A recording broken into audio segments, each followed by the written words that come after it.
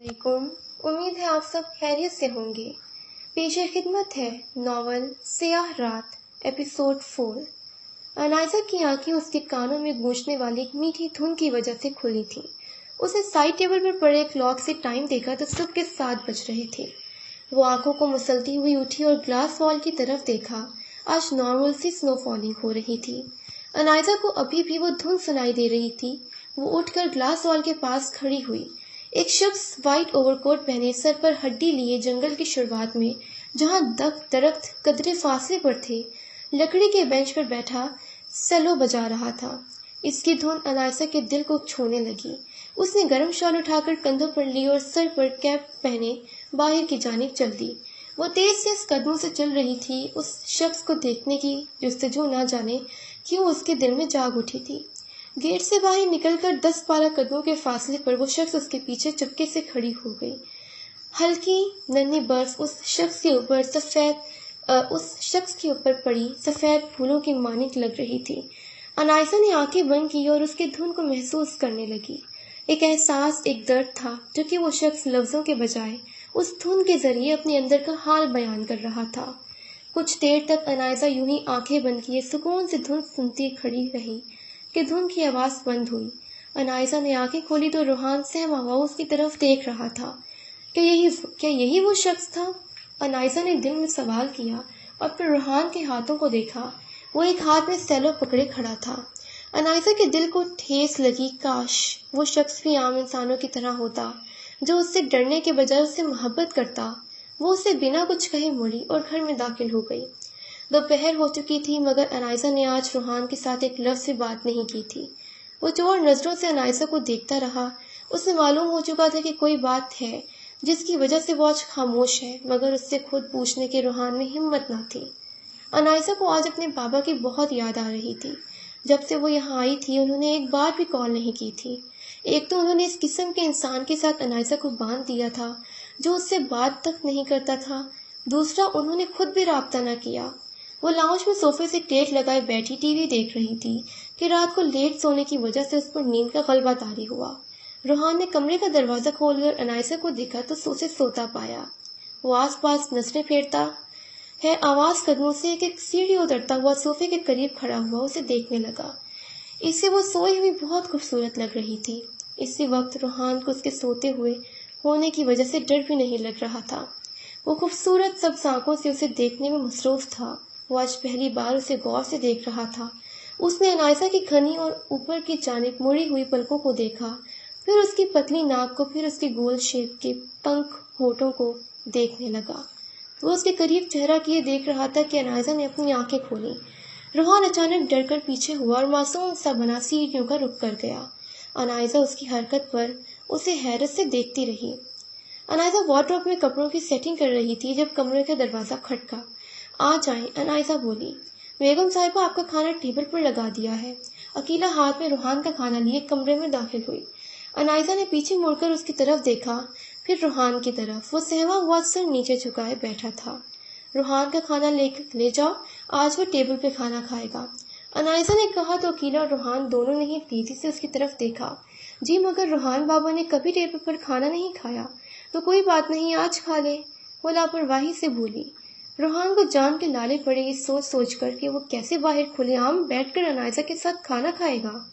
अकीला दरवाजा बंद करते हुए चली गई। उन्होंने उठो रूहान, हमें नीचे टेबल पर जाना है। अनायसा अपने काम से फारिग हो चुकी थी। रूहान बगैर कोई रद्द-ए-अमल के खामोश बैठा रहा। रूहान, उसके दोबारा पुकारने पर रूहान ने आहिस्ता से सब आंखें उठाकर अनायसा की तरफ देखा। चलो, उसने बाहर की तरफ इशारा किया। रूहान ने नफी में सर हिलाया। अनायसा ने आंखें खोले उसकी तरफ देखा। तुम उठते हो या मैं आकर जबरदस्ती उठाऊं? उसने धमकी लगाई। रूहान डरता सहमा बेड से उठकर खड़ा हुआ। उसने अपनी शक्ल हल्की किसी नाराज बच्चे की तरह बना ली थी। अनायसा बाहर निकली और वो भी आहिस्ता से उसके पीछे चलने लगी। टेबल पर पहुंचकर अनायसा कुर्सी खसकाए बैठी और रूहान उससे दूर सबसे आखिर वाली कुर्सी पर बैठ गया। उफ, अनायसा को उसका डरना गुस्सा दिलाता था। वो खुद ही उठकर रूहान के साथ वाली कुर्सी पर बैठ गई। रूहान की आंखें उसे अपना इतना करीब बैठे देखकर खौफ से फैली। अनायसा ने उसकी उस हरकत को नजरअंदाज किया और खाना डालने लगी। उसने एक प्लेट रूहान की तरफ बढ़ाई और एक अपने सामने रखी। انائسہ نے کھانا شروع کیا اور روحان ابھی تک ویسے ہی بت بنا بیٹھا رہا۔ 2 منٹ تک روحان کو ویسے ہی بیٹھا دیکھ کر انائسہ نے ضبط سے آنکھیں بند کی۔ کھانا کیوں نہیں کھا رہے؟ اس نے تلخ لہجے میں پوچھا۔ روحان پریشان سا خاموش بیٹھا رہا۔ انائسہ نے نوالا بنا کر اس کی طرف بڑھایا۔ روحان نے سہمی ہوئی نظروں سے اس کی طرف دیکھا۔ انائسہ نے اپنے چہرے کے تاثرات نرم کیے تو روحان نے اس کے ہاتھ سے نوالا کھا لیا۔ نوالا کھاتے وقت روحان کے ہونٹ انائسہ کی انگلیوں کو چھو گئے۔ ایک احساس اس کے اندر جاگا مگر اس نے جلد ہی اپنا دھیان کھانے میں لگایا۔ اب روحان آرام سے کھانا کھا رہا تھا۔ انائسہ کی نظر اس کے نچلے ہونٹ کے تل کے دل پر پڑی جو کھانے کی وجہ سے آئلی ہو چکا تھا۔ اس نے اپنے ہاتھ کے انگوٹھے سے اس کا ہونٹ صاف کیا تو روحان کا چلتا وہ بند ہوا۔ وہ ہاتھ میں نوالا لیے بت بنا بیٹھا رہا۔ کھانا کھاؤ، انائسہ نے نرمی سے بولا۔ روحان کا مشکل حلق سے نوالا اتارا اور پانی پینے لگا۔ عقیلہ نے کچن سے روحان کی طرف دیکھا۔ وہ اسے دیکھ کر خوشی ہوئی۔ آج پہلی بار وہ کمرے سے باہر ٹیبل پر بیٹھ کر کھانا کھا رہا تھا۔ کھانا ختم ہونے کے بعد انائسہ اٹھی اور روحان وہیں بیٹھا رہا۔ ہر بات کہہ کر کروانی ضروری ہے کیا؟ اس کا لہجہ سنجیدہ تھا۔ روحان اس کی بات کا مطلب سمجھتے ہوئے اٹھا اور اس کے ساتھ کمرے کی طرف چلنے لگا۔ عقیلہ ٹیبل سے برتن اٹھانے لگی۔ وہ مسکراتے ہوئے روحان اور انائسہ کو سیڑھیاں چڑھتا ہوا دیکھنے لگی۔ لیٹنے کی کچھ دیر بعد روحان نیند کی وادی میں گم ہو گیا مگر انائسہ ابھی بھی جاگ رہی تھی۔ اس نے لیمپ آن کیا اور تکیے تلے سے ڈائری نکالی۔ ماضی: آج میں شادی کو 1 ہفتہ رہ گیا ہے۔ ساری تیاریاں مکمل ہو چکی ہیں۔ شہزادی کی تو خوشی کی حد نہیں، وہ تو ناچنے کی تیاری میں کھانا پینا سب کچھ بھول گئی ہے۔ راحیل جمال رانا حویلی میں داخل ہوا۔ صفیہ بیگم کے ساتھ مریم اور شہزادی برآمدے میں بیٹھی کڑھائی کر رہی تھیں۔ السلام علیکم چچی جان۔ اس کو اچانک دیکھ کر شہزادی چونک اٹھی۔ ارے راحیل، تم کب آئے؟ صفیہ بیگم اسے یوں اچانک آتا دیکھ کر حیران ہوئی۔ بس چچی جان، آپ کی یاد بہت ستا رہی تھی تو سوچا یہ کون سی بڑی بات ہے، ابھی دیدار کر آتا ہوں۔ اس کا اشارہ شہزادی کی طرف تھا۔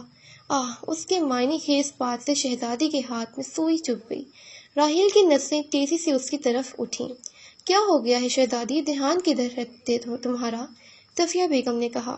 کہیں نہیں امی جان، اچانک ہو گیا۔ اچھا جاؤ راحیل کے لیے چائے بنا کر لاؤ، صفیہ بیگم نے کہا تو شہزادی اٹھ کر کچن کی جانب بڑھی۔ اور بھابھی جان کیسے مزاج ہیں آپ کے؟ وہ بتیسی دکھاتا ہوا بولا۔ ٹھیک ہو، تم بتاؤ کیسے ہو؟ مریم اس کے انداز پر مسکرانے لگی۔ ارے میں تو آپ کے سامنے ہوں، اس نے بازو پھیلائے۔ کبھی سنجیدہ بھی ہو جایا کر، ایسی ہی حرکتیں کرتے رہو تو کسی نے اپنی بیٹی نہیں دینی، صفیہ بیگم مسکراتے ہوئے بولی۔ ارے چچی جان چھوڑیں آپ، لڑکیاں بہت ہیں۔ اس نے کچن کی کھڑکی کی طرف کنکھیوں سے دیکھا جہاں شہزادی چائے بناتی ہوئی اسے دکھائی دے رہی تھی۔ استغفر اللہ، بڑے بد لحاظ ہو راحیل، میں لگاتی ہوں دردانہ آپا کو تمہاری شکایت۔ ارے چچی جان کیسی باتیں کر رہی ہیں، مجھ سا معصوم بھی بھلا آپ نے کہیں دیکھا ہے؟ وہ بہانے سے اٹھ کر صفیہ بیگم کی چارپائی پر بیٹھا اور ان کے کندھے دبانے لگا۔ اسی دوران اس نے مریم کی طرف ایک کاغذ کا ٹکڑا پھینکا اور اشارے سے ارسم بھائی کہا۔ مریم نے اسے اپنے دوپٹے کے نیچے چھپایا اور چارپائی سے اٹھ کر اپنے کمرے کی جانب چل دی۔ چل ہٹ شرارتی، صفیہ بیگم نے اس کے ہاتھ پر تھپکی لگائی۔ مریم نے کمرے میں آ کر کاغذ کا ٹکڑا کھولا۔ آج رات 11 بجے تمہارے گھر کی چھت پر، تمہارا انتظار کروں گا، آنا ضرور، تمہارا ارسم۔ مریم کا دل دھڑکنے لگا۔ وہ آج تک ارسم سے اکیلے میں نہیں ملی تھی۔ اسی ہفتے ان کی شادی تھی، پھر ارسم کو ملنے کی کیا ضرورت آن پڑی؟ وہ پریشان سی سوچنے لگی، اس کے لیے اکیلے میں ملنا اتنا آسان نہ تھا۔ رات کے 11 بجے مریم نے ایک نظر سوئی ہوئی شہزادی کی طرف دیکھا، پھر بے آواز اٹھنے کی کوشش کی۔ اسے اپنے ہاتھ پاؤں کانپتے ہوئے محسوس ہو رہے تھے۔ اس طرح کا کام وہ پہلی بار کرنے چلی تھی۔ کمرے سے نکل کر اس نے پوری حویلی میں نظر دوڑائی۔ ہر طرف سناٹا چھایا تھا۔ ایک بار تو مریم پر خوف طاری ہونے لگا، پھر ہمت کرتے ہوئے سیڑھیوں کی جانب بڑھی۔ حویلی کی چھت کافی وسیع تھی۔ مریم پہنچ کر ارسم کو تلاشنے لگی۔ اسے دور کونے میں ارسم دکھائی دیا۔ وہ اسے اشارے سے پاس بلا رہا تھا۔ مریم کانپتے ہوئے جسم کے ساتھ اس کے پاس پہنچی۔ ارسم، اس نے پکارا۔ ارسم اس کے پاس آ کر کھڑا ہوا۔ اس نے مریم کو غور سے دیکھا۔ سنہری کمر تک آتے بال چاند کی روشنی میں چمک رہے تھے۔ سفید دودھ جیسی رنگت، سبز خوبصورت آنکھیں، ہونٹ کے نیچے سیاہ تل۔ وہ اسے دیکھتا ہی رہ گیا۔ مجھے معلوم تھا کہ تمہارے لیے یہ مشکل ہے، مگر پھر بھی یقین تھا تم آؤ گی۔ وہ مسکرایا۔ مگر آپ اس طرح میرے گھر کیوں آئے؟ ایسی کیا بات ہے؟ بات بس یہ ہے کہ پورا ایک ہفتے میں تمہیں دیکھے بغیر نہیں گزار سکتا مریم۔ مریم نے شرم نے چہرہ جھکایا۔ ارسم، آپ کو ایسے نہیں آنا چاہیے تھا۔ کیا کروں، دل کے ہاتھوں مجبور تھا۔ مریم، اس نے پکارا۔ جی، جواب ملا۔ ہم نے کبھی ایک دوسرے کو کچھ کہا نہیں، آج تک صرف آنکھوں کی زبان سے ہی بات کی ہے۔ میں آج سننا چاہتا ہوں تمہارے منہ سے کہ تم کتنا چاہتی ہو مجھے۔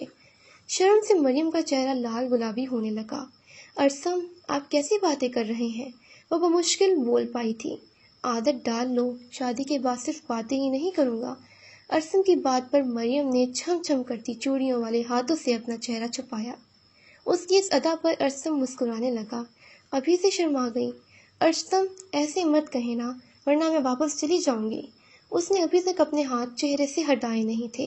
ٹھیک ہے، بس ایک بار کہہ دو تمہیں مجھ سے محبت ہے۔ ارسم نے ابھی بھی موضوع نہیں بدلا تھا۔ ارسم، مریم کا دل چاہ رہا تھا وہ کہیں ایسی جگہ چھپ جائے جہاں ارسم اسے دیکھ نہ پائے۔ ارسم اس کے شرمانے پر مسکرانے لگا۔ اچھا بابا، جا رہا ہوں میں، ہٹا لو ہاتھ۔ نہیں، پہلے آپ جائیں، پھر میں ہاتھ چہرے سے ہٹاؤں گی۔ ٹھیک ہے، جیسے تم کہو۔ وہ مسکراتا ہوا وہاں سے چلا گیا۔ ارسم آپ چلے گئے؟ مریم کے ہاتھ ابھی بھی اس کے چہرے پر تھے۔ ارسم کا جواب نہ ملنے پر اس نے اپنے چہرے سے ہاتھ ہٹائے تو وہ جا چکا تھا۔ مریم نے دل پر ہاتھ رکھ کر شکر ادا کیا۔ وہ نیچے جانے کے لیے مڑی تو اسی سائے کو اس چھت پر پایا۔ مریم کے پاؤں وہیں جم گئے۔ اس نے اپنی سخت آنکھیں اس آس پاس گھما کر دیکھا۔ اسے نظر نہیں آیا کہ وہ شخص کہاں کھڑا ہے جو اس کا سایہ حویلی کی چھت پر پڑ رہا ہے۔ سائے نے تھوڑی حرکت کی تو مریم نے اپنے منہ پر چیخ نکل جانے کے ڈر سے ہاتھ رکھا۔ اس سائے نے پھر سے وہی اشارہ کیا، اپنی شہادت والی انگلی اٹھائی، پھر ہاتھ سینے پر رکھا۔ ایک رات کا وقت، دوسرا وہ سایہ۔ مریم کے دل اپنے پاؤں پر کھڑے ہونا بہت مشکل لگ رہا تھا۔ وہ سایہ اپنی بات کر کے غائب ہو گیا تو مریم بنا وقت ضائع کیے نیچے بھاگ گئی۔ انائسہ ڈائری پڑھتے پڑھتے خوفزدہ ہونے لگی تو اس نے ڈائری بند کر کے تکیے تلے رکھی۔ اس نے روحان کی طرف دیکھا، وہ اس کی طرف کمر کے ہونٹ لیٹا تھا۔ انائسہ کچھ دیر تک اسے دیکھتی رہی، پھر کھسک کر اس کے قریب ہوئی۔ اس نے آہستہ سے روحان کو کندھے سے پکڑ کر سیدھا کیا۔ وہ ابھی بھی گہری نیند میں تھا۔ انائسہ ہاتھ پر سر ٹکائے اسے دیکھنے لگی۔ تم کتنی خوبصورت ہو، بالکل اپنی ماں کی طرح، اور سوتے ہوئے تو اور بھی خوبصورت لگتے ہو، بے عیب صورت، بے عیب سیرت۔ وہ دل میں اس سے باتیں کر رہی تھی۔ جس وقت تم پرسکون ہوتے ہو اس وقت مجھے تم سے محبت کا احساس ہوتا ہے، جیسے اس وقت۔ اس نے روحان کے دل پر ہاتھ رکھا جو دھک دھک کر رہا تھا۔ اس کی نظر پھر سے روحان کے ہونٹ کے تل پر پڑی۔ بساختہ اس کا ہاتھ اس کے ہونٹوں کی طرف بڑھا۔